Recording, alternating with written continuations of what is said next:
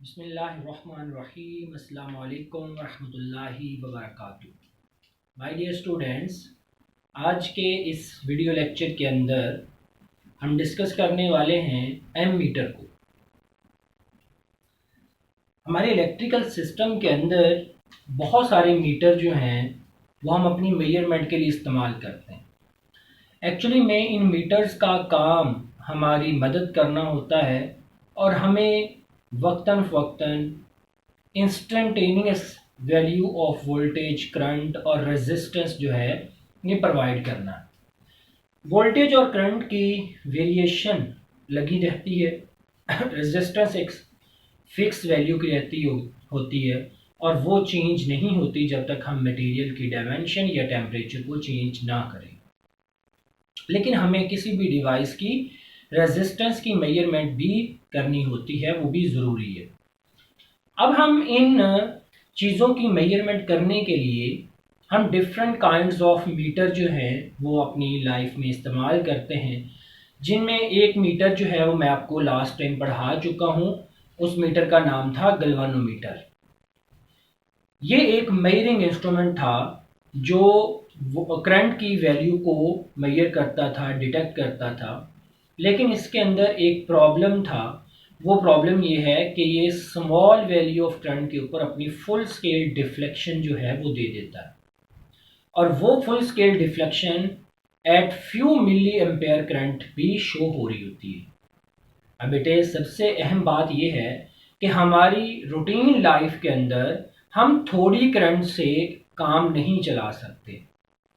तो फिर एक क्वेश्चन ये भी अरेज होता है कि हम फ्यू मिली एम्पेयर करंट के ऊपर फुल स्केल डिफ्लेक्शन वाला गैल्वेनोमीटर क्यों बनाते हैं। तो उस चीज़ की रीज़न मैं गैल्वेनोमीटर वाले टॉपिक में आपको कंप्लीट डिस्क्राइब कर चुका हूँ।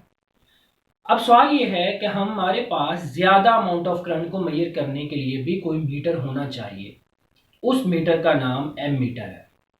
अभी तक चैप्टर नंबर 12, चैप्टर नंबर 13 और 14 में अगर हम नज़र दौड़ाएं तो हम 3 तरह की डिवाइसेस पढ़ चुके हैं, बल्कि 4 डिवाइसेस जो हैं वो हम ऑलरेडी पढ़ चुके हैं। एक व्हीटस्टोन ब्रिज के बारे में हमने पढ़ा था। वो डिवाइस तो नहीं है, लेकिन सर्किट है जो हमारी रेजिस्टेंस की वैल्यू को मेजर करने में हमारी मदद करता है। दूसरा, हमने पोटेंशियोमीटर को पढ़ा, जो potential difference without drawing any current जो है वो मेजर करता है। ये चैप्टर नंबर 13 के दोनों आर्टिकल से। चैप्टर नंबर 14 में आके आपने CRO, कैथोड रे ऑसिलोस्कोप के बारे में पढ़ा। ये हमें वेव फॉर्म की मेजरमेंट, वोल्टेज की मेजरमेंट, फेज की मेजरमेंट, इन चीज़ों के बारे में बताया करती थी। फ्रीक्वेंसी की मेजरमेंट भी इससे हो सकती है। जबकि गैल्वेनोमीटर करंट की वैल्यू को डिटेक्ट करने के लिए बनाई जाती है, और इन सम अदर सिचुएशंस वो गैल्वेनोमीटर करंट की वैल्यू को मेजर भी कर सकता है, लेकिन स्मॉल अमाउंट ऑफ करंट को मेजर करता है। अब यहाँ पे हमारी ज़रूरत ये है कि हम लार्ज अमाउंट ऑफ करंट को मेजर करने के लिए कोई डिवाइस बनाएं। तो हमने एक और मीटर को पढ़ने वाले हैं यहाँ पे, जो कि एम मीटर के नेम से जाना जाता है, और ये एम्पेयर मीटर से माखूज है। Ampere is the amount sorry measurement unit of electrical current. तो समझ लें उस एम्पेयर मीटर से हमने इसको शॉर्ट नेम एम मीटर दिया। तो आज हम एम मीटर को डिटेल से पढ़ेंगे। सबसे पहले हम इसको जानते हैं कि ये कैसी डिवाइस है, एम मीटर।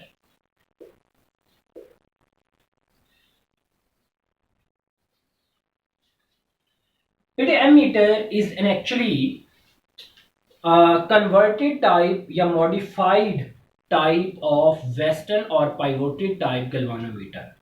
ये वेस्टर्न या पाइवोटेड टाइप गैल्वेनोमीटर की मॉडिफिकेशन करके एक मीटर बनाया गया है गैल्वेनोमीटर से ही, जिसका नाम एम मीटर रख देते हैं। एक सेंस आपकी यहाँ पर काम करनी चाहिए कि एक्चुअली में ये गैल्वेनोमीटर ही है, लेकिन उसमें कुछ मॉडिफिकेशन की है, उसमें कुछ रद्दोबदल की है, जिसके करने के बाद galvanometer convert into ammeter आ गया। तो हम इसकी डेफिनेशन लिखते हैं। It is modified type of Western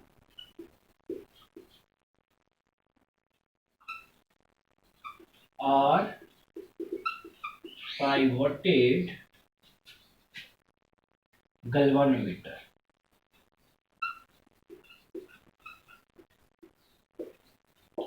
कि ये वेस्टर्न या पाइवोटेड गल्वानोमीटर ही है जिसके अंदर मॉडिफिकेशन करने के बाद हमने उसको कन्वर्ट कर लिया है गल्वानोमीटर एमीटर के अंदर।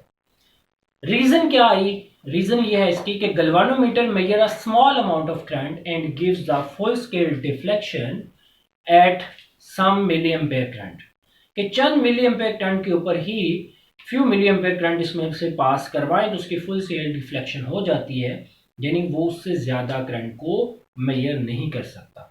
उसके अंदर मॉडिफिकेशन करते हैं तो वही गल्वानोमीटर हमारे लिए लार्ज करंट की मेजरमेंट करने में इस्तेमाल होने लग जाता है।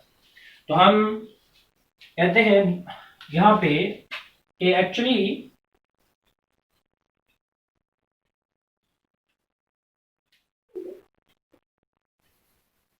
इस लाइन को आगे लिखते हैं कि गल्वानोमीटर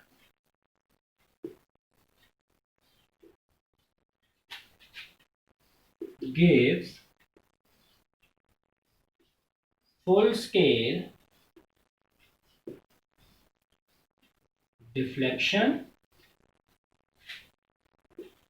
at few milliampere current। फिर इसको ज्यादा करंट की मेजरमेंट के लिए चेंज करना है तो हम क्या करते हैं, उसमें मॉडिफिकेशन करते हैं और मॉडिफिकेशन करके उसको एमीटर में बदल लेते हैं। अब वो मॉडिफिकेशन कैसी हैं, किस किस तरीके से वो उस को मॉडिफाई करना है, ये सारी चीजें हम अब डिफाइन करते हैं। तो उसकी डेफिनेशन लिखते हुए हम कहते हैं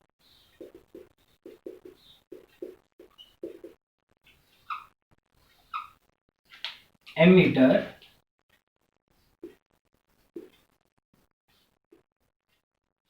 measured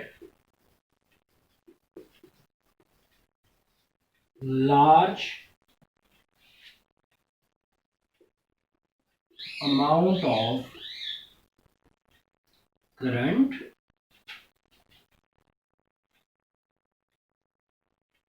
when a shunt resistance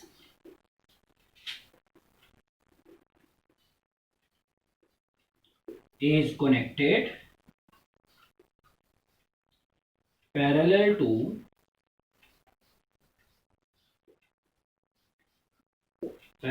the galvanometer। अब इस शंट रेजिस्टेंस की कहानी क्या है और इसकी जरूरत क्यों पेश आती है, इसको भी हमने इस आर्टिकल में डिटेल से डिस्कस करना। अभी तक एक बात हमारे सामने आई, वो ये है कि गल्वानोमीटर बेटे स्मॉल अमाउंट ऑफ करंट की मेजरमेंट करती है जो कि हमारी रियल लाइफ के अंदर यूजेबल नहीं है।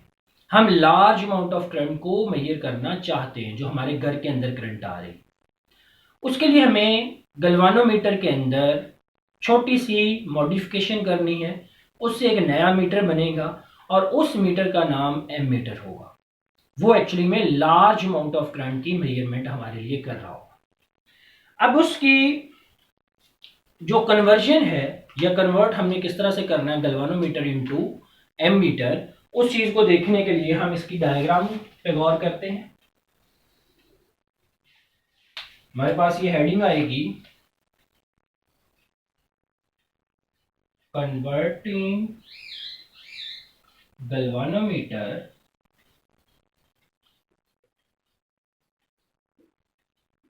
Into ammeter. गल्वानोमीटर को एमीटर में कन्वर्ट करना है। ये काम हम स्टेप बाय स्टेप करेंगे। पहले हमने ये काम करना है कि एक वेस्टर्न टाइप गल्वानोमीटर लेके उसके पैरेलल में एक small amount of resistance attach कर देंगे, जिसका जो कि शंट रेजिस्टेंस के नेम से याद रखी जाए।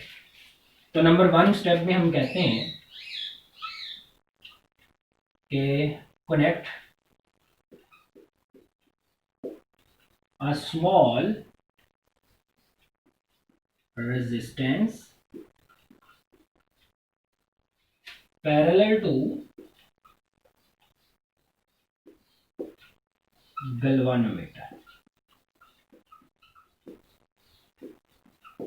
galvanometer that we have already studied। तो इसके अंदर मॉडिफिकेशन करनी है। मॉडिफिकेशन के स्टेप्स होते हैं। तो पहला स्टेप इसका ये है कि एक गल्वानोमीटर लो, उसके पैरेलल में एक स्मॉल वैल्यू ऑफ रेजिस्टेंस जो है वो अटैच कर दो। ये दो काम हमने कर दी। फिर ये है कि इसको अगर डायग्राम में देखें तो किस तरह से होगी। ये बेटे हमारे पास एक गल्वानोमीटर है। गल्वानोमीटर का ये स्केल है, इसमें नंबर लिखे हुए, और इस गल्वानोमीटर की सुई यहां पर है, इस जगह पर ये अभी मौजूद है। इस गल्वानोमीटर की दो वायर्स हैं। इन दोनों वायर्स के निकलते ही हम इसके पैरेलल में एक रेजिस्टेंस कनेक्ट करना चाहते हैं। तो पैरेलल ये चीज बनती है। पैरेलल किस तरह से कनेक्शन करते हैं। रेजिस्टेंस के भी दो टर्मिनल्स हैं, गल्वानोमीटर के भी दो। इसका एक किनारा इसके साथ, दूसरा किनारा दूसरे के साथ अटैच कर दें तो ये हमारे पैरेलल कनेक्शन कर दिए। और ये रेजिस्टेंस आर एस यानी शंट रेजिस्टेंस है। पैरेलल रेजिस्टेंस लो रेजिस्टेंस होती है, स्मॉल वैल्यू ऑफ रेजिस्टेंस होती है, और इस वजह से अपने पैरेलल में कनेक्ट है, और इस वजह से इसका नाम स्मॉल पैरेलल रेजिस्टेंस को शंट रेजिस्टेंस का नाम दे देते हैं। अब बेटे इसमें होता क्या है, एक्चुअली में अगर ये रेजिस्टेंस ना लगी हो तो galvanometer shows the full scale deflection at current IG। जब उसमें से IG करंट फ्लो करेगी तो गल्वानोमीटर फुल स्केल डिफ्लेक्शन दे देगी, और उस वक्त इस गल्वानोमीटर की रेजिस्टेंस जो होगी वो RG होगी। तो इसका अगला पॉइंट लिखता हूं, मैं कहता हूं resistance of galvanometer RG shows full scale deflection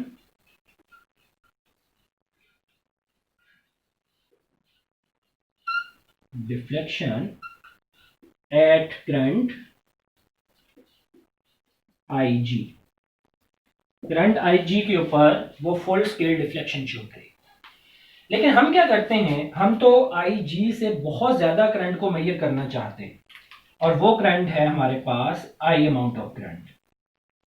इसकी मेजरमेंट के लिए हमने ये किया कि I में से सिर्फ IG इधर से पास करवाना है, बाकी सारी की सारी करंट इधर से पास करवानी है, जो कि I माइनस IG होगी। और ऐसा करने के लिए हमने यहां पे करंट को दो रास्ते दे दिए, या तो करंट गल्वानोमीटर में से चला जाए या RS में से चला जाए।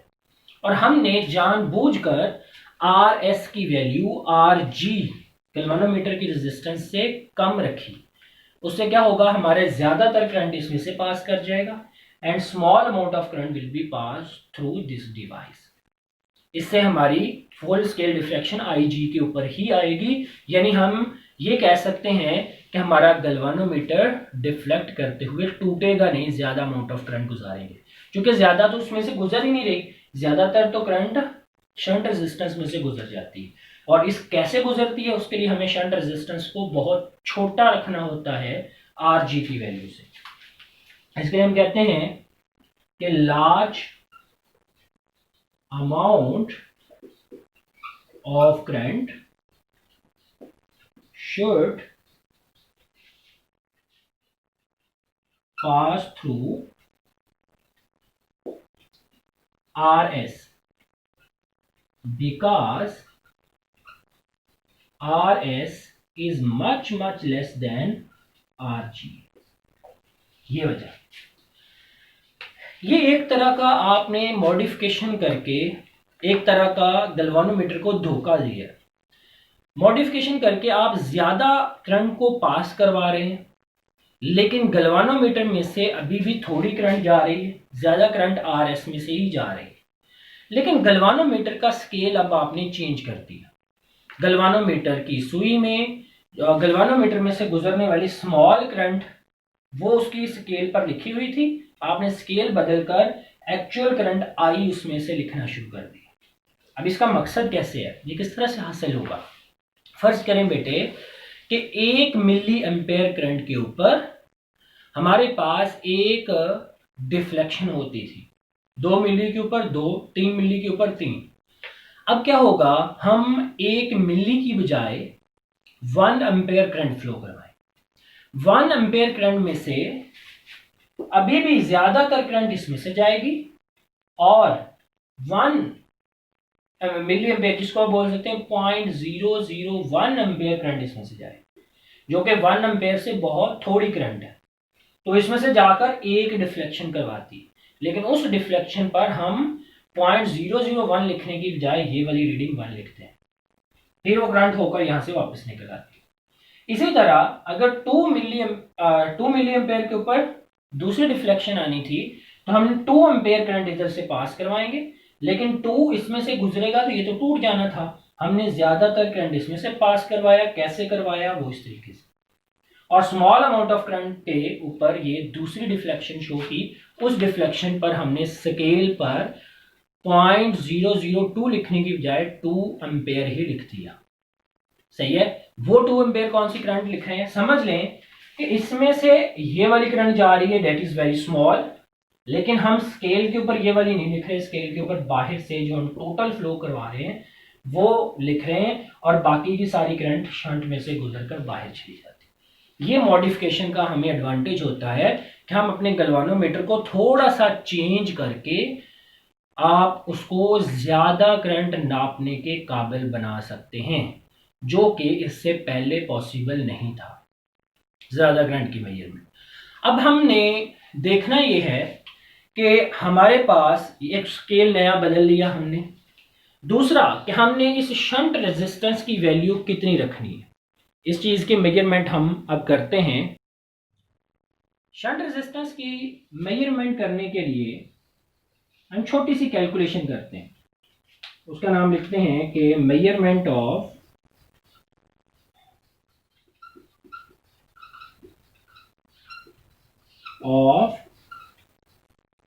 Shunt resistance.